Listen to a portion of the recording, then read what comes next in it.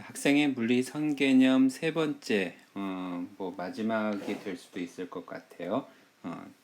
제가 역학하고 전자기 쪽 내용만 가지고 다룬다고 얘기를 했었는데, 과학적 선개념은 이 책에서는 사실 별로 이렇게 잘 다룬 것들이 아니라서 제가 그 전자기학까지만 얘기를 하려고 합니다. 자, 요 얘기들은 아마 일반 물리 때도 몇 개 얘기한 적이 있었는데, 그거와 얘기하지 않은 것들 포함해서 얘기를 좀 하려고 합니다. 그 전기 분야에서 학생의 물리 선계는 요 책에 나와 있는 것들이 여러 개들이 나오는데, 정전기 현상은 뭐 나중에 한번 읽어보도록 하고요. 우리가 얘기하려는 것들은 바로 이 전류입니다. 이 사실 전자기가 제가 이제 연구를 하고 그랬던 거에 의하면은 물리 중에서 학생들이 가장 어려워하는 내용 중에 하나가 아니라 가장 어려워하는 내용입니다. 그러니까 사실은 이제 중학교, 고등학교 수준에서의 물리가 최근에 현대물리 쪽 내용이 좀 포함이 되고 있기는 하지만, 사실은 그 양으로 따지면 되게 이제 적은 양이기 때문에 그 많은 학생들이 많이 공부하는 것들이 바로 역학과 전자기학, 뭐 광학 이런 내용들이라고 본다면은, 그 역학이나 과학은 좀 눈에도 좀 보이고 이르기 때문에 학생들이 이해하는데 크게 어려움이 있지만 상대적으로 어려움이 좀 적은데 반해서, 이 전자기학 쪽에는 약간 추상적인, 그러니까 겉으로 시각적으로 우리가 현상을 설명하기 어려운 그런 개념들이 포함되어 있기 때문에 좀 많이 어렵습니다. 그래서 특히 이제 전류, 전압 뭐 이런 거와 관련돼서 학생들이 어려워하는 부분들이 있어서 그거에 대해서 조금 설명을 하려고 합니다. 우선 가장 대표적인 게 뭐 가장 쉬운 거, 이거는 이제 첫 번째 나오는 거는 전류의 방향, 전류의 색이 관련된 건데, 요 내용들에 대해서는 학생들이 조금 그러니까 여러분들이 보면은 뭐 이 정도 가지고라고 생각할 수도 있을 것 같아요. 그렇지만 우리가 그 학생들이 전류를 어떻게 이해하는지에 대해서 바라보는데 좀 도움이 되지 않을까 싶어서 이 내용을 조금 더 집중적으로 살펴보려고 합니다. 자, 첫 번째 문제 보면요. A점과 B점에서 전류의 방향과 세기를 설명하라 라고 하면, 여러분들 답은 알고 있죠? A와 B에서 전류의 방향 어떻게 돼요? 그렇죠. 오른쪽으로 전류의 방향이고, B도 오른쪽에 전류의 방향. 자, 전류의 세기는 얼마냐 라고 물어보면요. 다양한 답이 나오게 됩니다. 그러니까 답은 A와 B에서의 전류의 세기는 같다잖아요. 근데 보통 학생들이 어떻게 생각하는 애들이 많냐면요. 전류가 지나면서 일을 해서 전구를 밝히잖아요. 그러니까 A의 전류가 B의 전류보다 크다라고 생각하는 사람들이 비교적 조금 많이 있어요. 그런 경우를 우리는 뭐라 부르면 소모형이다라고 얘기를 합니다. 즉 뭐냐면 전류가 전구에서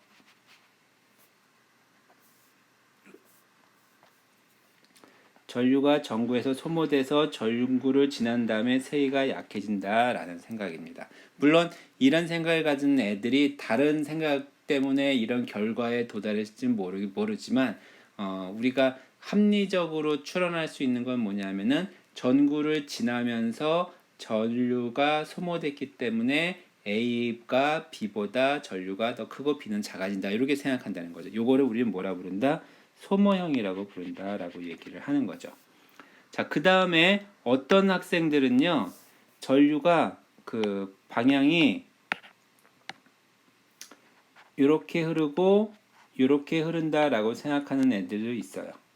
즉 뭐냐면 그 플러스에서는 플러스 전기가 흐르고 마이너스 극에서는 마이너스 전기가 나와서 그게 전구에서 충돌을 해가지고 빛이 난다, 이렇게 생각하는, 요거를 우리는 뭐라 부르냐?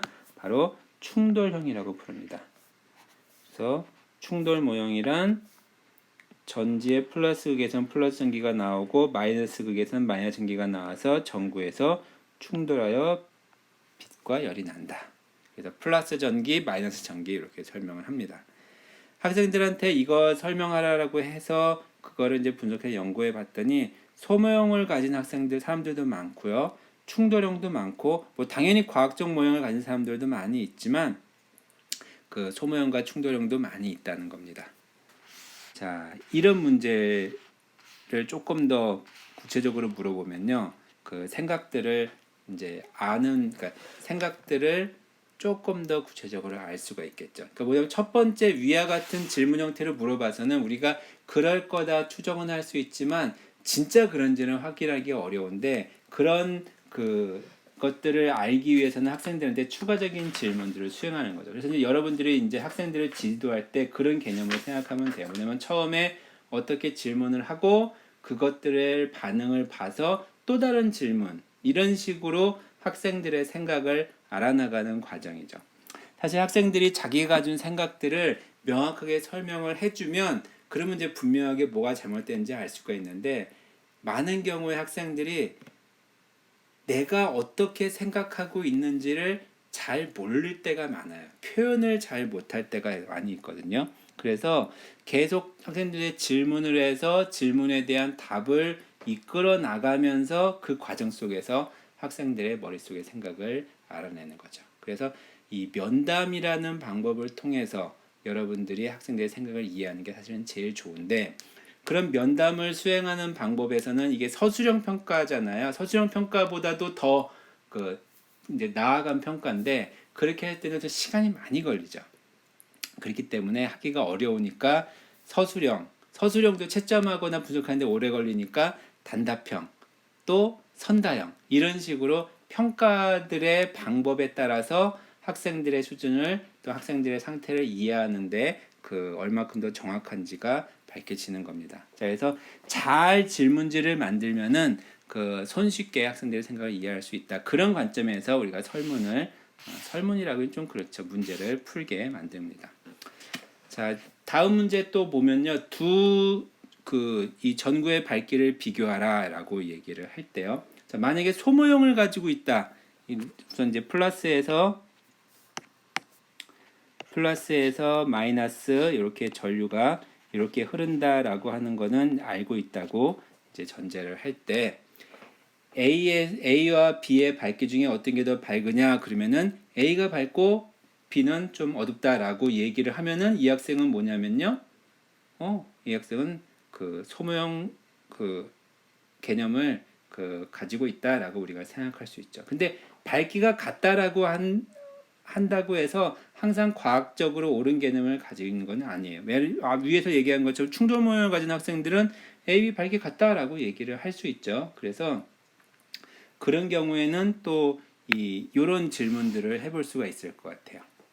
전구 A과 B가 있고 전구에 두 개의 밝기가 그 어떤지 만약에 이 저항을 크게 했을 때 A와 B의 밝기가 어떻게 되는지를 이제 물어보면요. 이 순차형 모형 같은 게 그러니까 소모형하고 순차형하고 약간은 조금 다르다고 볼 수도 있는데 이 순차형 모형은 뭐냐면요. 플러스에서 마이너스로 흐르고 밑에 설명 나와 있죠. 전류가 플러스에서 마이너스로 흐르고 저항을 크게 해도 A는 저항을 통과하기 전에 벌써 전류가 흘렀으니까 A의 밝기는 변하지 않고 B는 밝기가 줄어든다라고 대답을 하는 경우들도 있다는 거죠. 그래서 그 순차형 모형 같은 게 사실은 이게 전구와 저항을 동일시하지 않는 그런 경우라고도 볼 수 있어요. 그래서 이런 질문들을 통해서 학생들이 어떤 생각을 가지고 있는지 이제 알아낼 수가 있죠. 이런 질문도 있을 수 있어요. 이렇게 그 전구 양쪽에 가변 저항을 해서 R1을 증가시키면 전구의 밝기가 어떻게 되고 또는 R2를 증가시키면 전구의 밝기가 어떻게 된다. 만약에 순차형 모형을 가진 학생이라면요. R1을 증가시키면은 A의 전구는 어두워진다라고 대답할 거고 R2를 증가시켰을 때는 전구의 밝기는 변하지 않는다라고 응답을 할 거예요. 순차형 모형을 가진 학생이라면. 그래서 이 학생들이 어떤 생각을 가지고 있는지를 알기 위해서 질문을 잘 만드는 것도 굉장히 중요하죠. 보통 연구를 할 때 이런 연구들을 많이 수행을 합니다. 요즘엔 많이 하고 옛날에 많이 했다는 얘기예요. 자, 어떻게 보면 오늘의 그 얘기 중에서 핵심되는 얘기가 바로 이 질문입니다. 자, 이 질문 한번 여러분들 멈춰놓고 한번 풀어보도록 하세요. 뭐냐면요. 다음 회로에서 건전지의 단자 전압이 일정할 때, 자, 이 말 여러분들이 단자 전압 갑자기 이상한 말이 나와서 어렵다고 볼 수 있는데 그냥 얘는 일단 무시를 하세요. 단자 전압이 일정할 때란 말은 나중에 좀 설명하겠습니다. 무시하고요. 자, 지금 전구와 저항이 병렬로 연결되어 있습니다. 이렇게 연결이 되어 있을 때 저항을 크게 하면은 여기 있는 요 저항을 크게 하면은 전구의 밝기가 어떻게 되냐라는 질문입니다. 자, 이거 이제 수업할 때는 제가 여러분들한테 묻곤 하는데, 자, 우선 같을까요? 같다고 생각하나요? 전구가 밝아질까요? 아니면 어두워질까요? 쉽게 답하기 좀 어렵습니다. 자, 보통 요거에 대해서 어떻게 설명을 많이 하냐면요. 우선 첫 번째, 이게 이제 5개념, 전류에 관련돼서 5개념에 해당되는 가장 대표적인 질문인데, 여러분들은 풀 수는 있어요. 사실은 풀 때 밝기는 뭐랑 관련되냐면요, 에너지잖아요. 단위 시간당 에너지, 그게 바로 뭐냐면은 전력이죠. 그래서 여러분들이 이 전력을 구하면 됩니다. 전력은 뭐냐면은 전압에다가 전류를 곱해준 거니까, 여기에 전압과 여기에 전류가 곱이 어떻게 변하는지를 보면은 여러분들이 뭐 쉽게 그 이해를 할 수가 있을 겁니다. 자, 그러면 그거를 생각하지 말고 한번 보도록 합시다. 이게 5개념이라 그러는데 뭐라고 5개념이냐면은, 우선 첫 번째 가장 많이 나타나는 그 답이 뭐냐면요, 여기 밑에 나와 있죠. 밝아진다라고 하는 응답이 더 많이 나옵니다. 왜 밝아진다고 생각하냐면요, 저항이 커지면 전류가 여기에서 전류가 이렇게 와서 여기에서 이쪽과 이쪽으로 갈라지는데, 저항이 커졌으니까 밑으로 더 전류가 흐르지 못하고 위로 더 많이, 전구 쪽으로 더 많이 흐르겠죠. 그래서 전구가 밝아진다라고 응답을 합니다. 그래서 더 밝아진다라고 생각을 해요.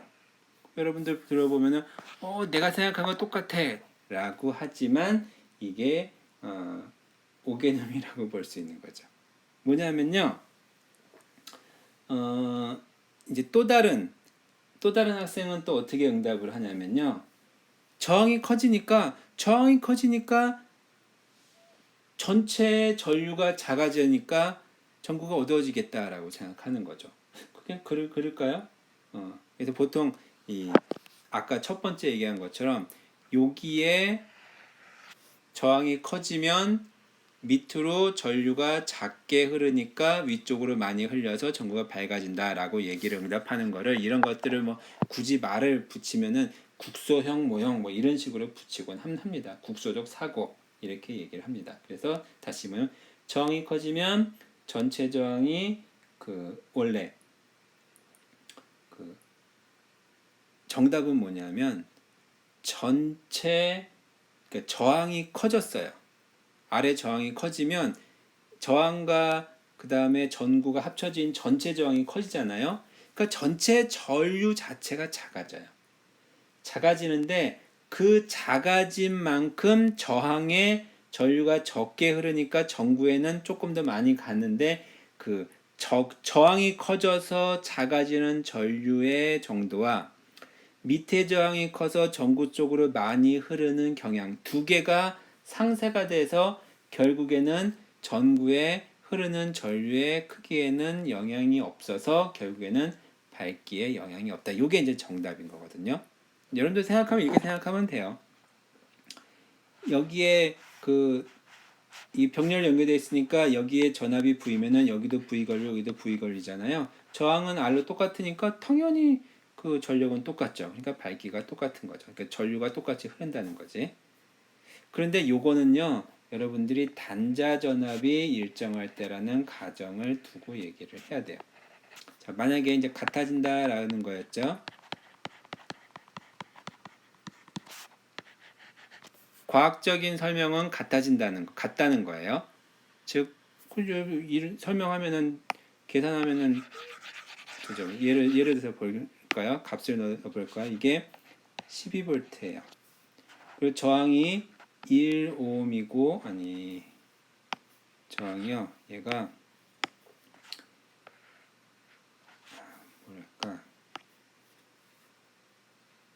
왜냐면 값을 변화시킬 때 계산하기 쉽게 해주려고 하는 건데 2분의 1 더하기 3분의 1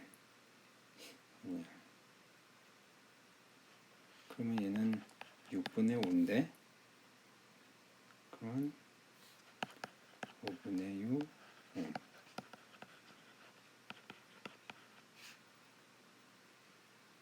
는 12. 오케이. 자, 여기가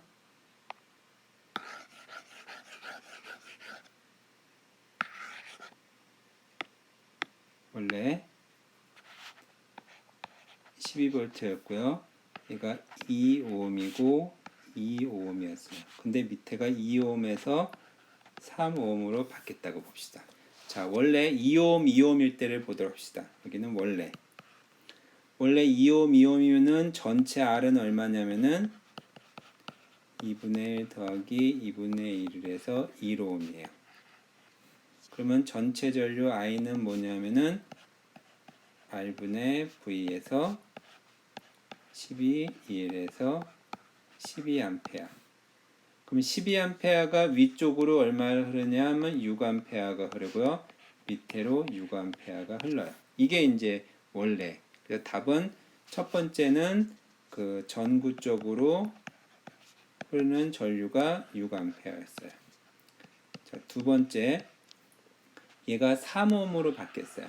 3ohm으로 바뀌면 전체 전류는 얼마냐면은 R은 2분의 1 더하기 3분의 1에서 6분의 5. 그래서 R은 5분의 6ohm인 거죠. 자, 그러면 I는 I'이라고 쓸까요? R'이라고 씁시다. R'분의 V 해서 5분의 6에 12 이니까 10A. 그럼 10A가 2ohm과 3ohm이니까 3대 2로 흐르죠. 그래서 역시 또 6A가 되는 겁니다. 똑같잖아요. 여기도 6A, 여기도 6A. 즉 밑에 있는 저항의 크기를 바꿔도 위쪽에 흐르는 전류의 크기는 변함이 없어요. 이게 바로 이제 과학적인 설명이라고 할 수가 있는데 이거는 실제로 그래서 실험을 해봐요. 실제 이거를 실험을 해보면요. 실험을 해서 밝기가 어떻게 돼야 돼요? 이제 과학적인 설명은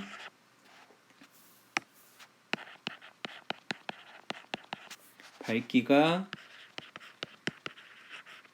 변화 없다가 과학적인 설명입니다. 근데 실제로 실험을 해보면요. 제가 대표적인 5개념이라고 하는 더 밝아진다가 결과적으로 나타납니다.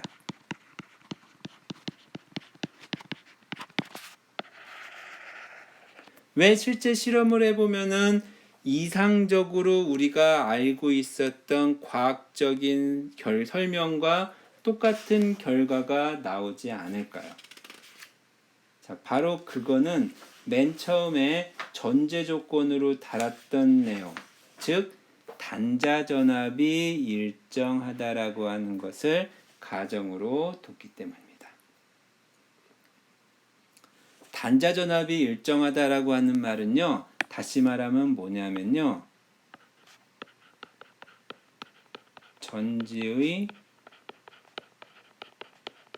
내부 저항을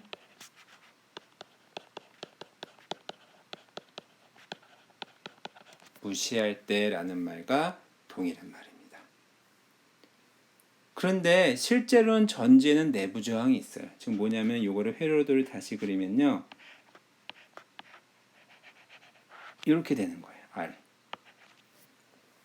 이 전지에는요. 스몰 r 써 있는 여기도 이 R도 여기도 있네요. 어쨌든 그 내부 저항이 들어 있어요.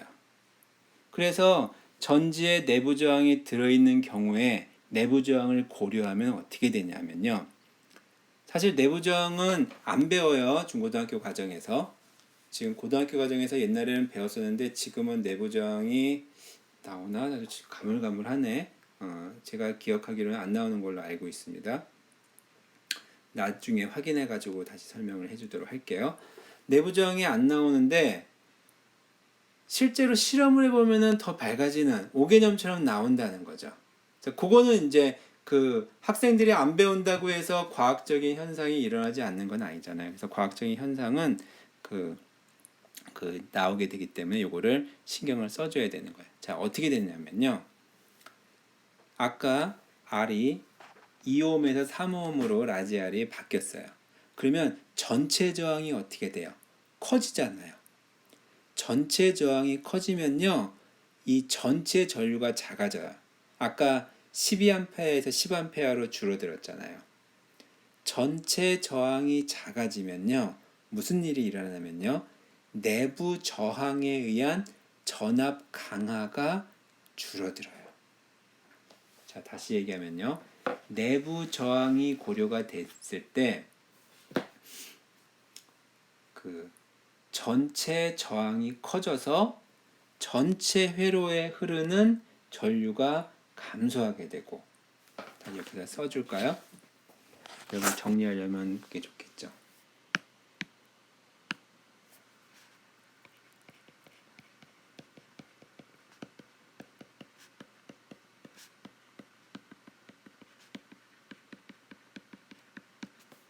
내부 저항을 고려하면요. 우선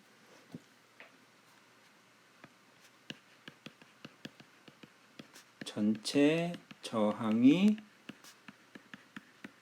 증가하면 고려하면이라 쓰면 내부 저항을 고려했을 때 요 R2가 증가해서 전체 저항이 증가하게 돼요. 이게 다시 써야겠네. 첫 번째 R이 증가하면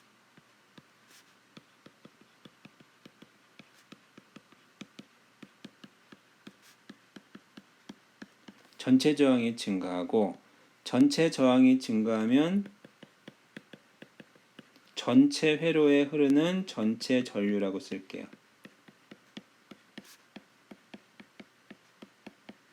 전체 전류가 감소하게 돼요. 전체 전류가 감소하게 되면요. 전지의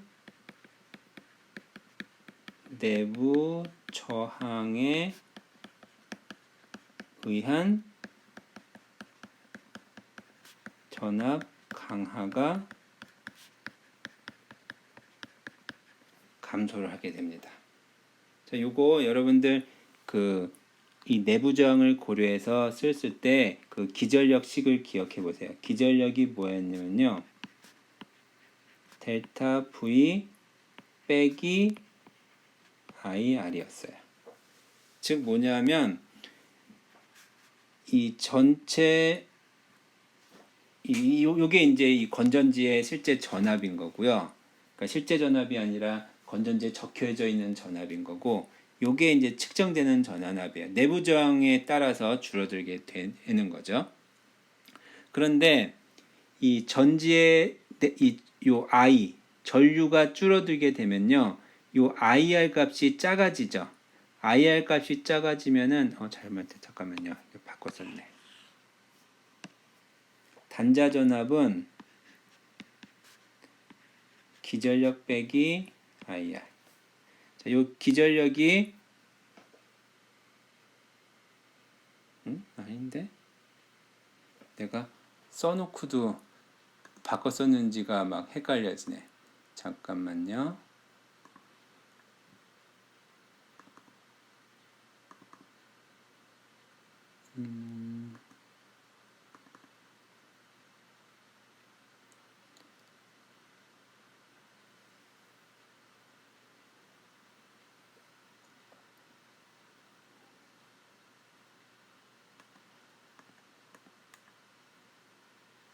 맞죠. 이게 맞죠. 단자 전압은 기전력, 즉 여기에 써 있는 이게 몇 볼트, 12볼트다. 이 12볼트라고 써 있는 이게 내부 저항 때문에 줄어들어서 실제로 작용하고 있는 단자 전압이 이제 감소를 하게 되는 거예요. 그런데 아까 말했던 전체 저항이 증가하면요, 전체 전류 I가 감소하게 되고 전지의 내부 저항에 의한 전압 강화, 이게 이제 IR이죠. 요게 감소를 하게 돼요. IR이 감소하게 되면은 델타 V, 즉 전지의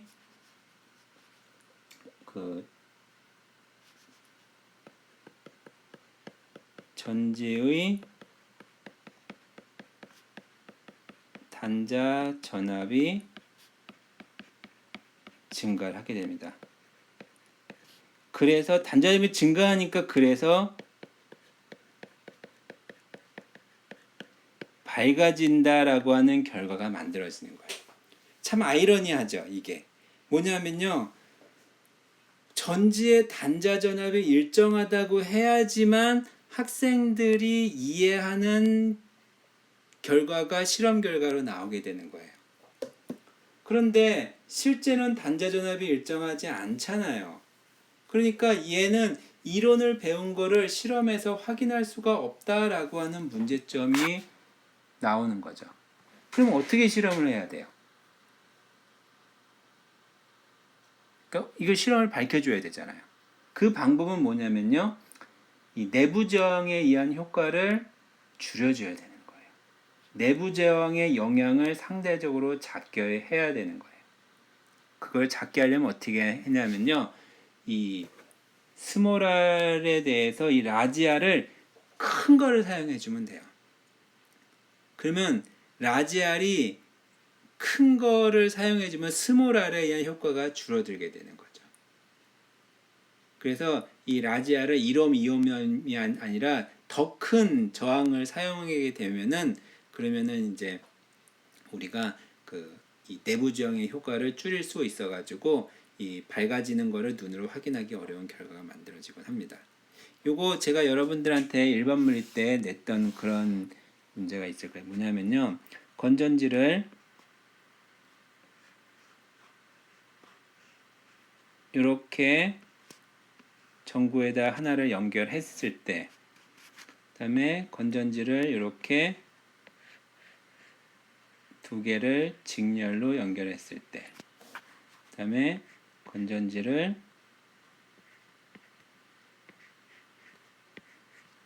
두 개를 병렬로 연결했을 때, 요때의 밝기를 100이라고 하면은 요때의 밝기는 얼마일까? 요때의 밝기를 얼마일까? 라고 했던 거 여러분들 그 일반 물리 때 제가 물어봤던 것들을 한번 기억을 해보세요. 자, 원래대로라면은 전압이 2배니까 전류가 몇 배가 돼요? 2배가 되죠. 그러니까 전력은 2배 되니까 4배니까 얘는 400이 돼야 됩니다. 그리고 얘는 전압이 변함이 없으니까 그냥 100이 돼야 돼요. 자, 그런데 요거는 내부 저항을 고려하지 않을 때예요. 자, 내부 저항을 고려하게 되면 어떻게 되느냐? 여기 두 개 직렬로 연결된 거에서 저항이, 내부 저항이 더 커졌어요. 내부 저항이 더 커졌으니까 그 전류가 줄어들게 되죠. 그래서 실제는 400보다는 약간 이 작아지는, 그러니까 4배보다는 좀 작은 결과가 나올 거고요. 병렬로 연결하면 내부 저항 두 개가 병렬로 연결되니까 내부 저항이 감소되는 결과가 만들어지는 거죠. 그래서 그 전체 전류가 증가해서 약간 밝아지는 결과가 만들어집니다. 자, 요거를 식으로 쓰려면요, 외부 저항을 라지 R이라고 하고요, 여기를 델타 V하고 단자 전압 델타 V하고 그 다음에 내부 저항을 스몰 r이라고 해주면요, 이때 흐르는 전류의 크기는 우리가 어떻게 쓸 수 있냐면, 전류는 I는 전체 R분의 V니까 델타 V 나누기 R 더하기 R이 되는 거죠. 자, 요때 밑에 두 번째 흐르는 전류는요, 어떻게 되냐면은 R 더하기 2R에 2 델타 V가 되는 거죠. 그 다음에 여기 밑에서는요, I는요, I 더하기, 이게 내부정이 두 개 병렬 연결됐으니까 2분의 R이죠. 그러면 델타 V가 되는 거죠. 그래서 요 값, 요 전류와 요 전류와 요 전류를 비교해 보면요, 밑에는 2배보다는 조금 작아지고요. 밑에는 요거랑 요거랑 비교했을 때 어떤 게 커요? 이 밑에가 이게 더 크죠? 그래서 좀 더 밝은 결과 나오는 거. 요거 한번 기억해 보고 요 문제하고 다시 한번 여러분들이 한번 좀 정리를 했으면 좋겠습니다. 그래서 요번도 과제를 이렇게 심각하게 과제라고 하긴 그렇고요. 그냥 간단하게 지금 했던 요 내용을 간단하게 정리해서 사진 찍어서 댓글로 올리는 걸로 과제를 삼도록 하겠습니다. 자, 그래서 5개년과 관련된 내용은 여기서 마치고 다음 주에는 여러분들이 학교에서 교생 실습을 나갔다 온 친구들도 있을 테고 아직 안 나간 친구들도 있을 것 같은데 학교에 가게 되면 학교의 상황 이런 것들을 배우잖아요. 학교의 운영에 대해서 가장 크게 영향을 받는 게 바로 교육과정이라서 그 교육과정에 우리가 알고 있는 교육과정의 내용만 주로 관심을 갖고 있었는데 학교의 운영이나 이것들은 교육과정 총론 수준에서 그래서 시간표를 어떻게 작성하는지 그런 내용들을 2015 개정 교육과정을 중심으로 조금 설명을 해주도록 하겠습니다. 여기서 마치도록 하겠습니다.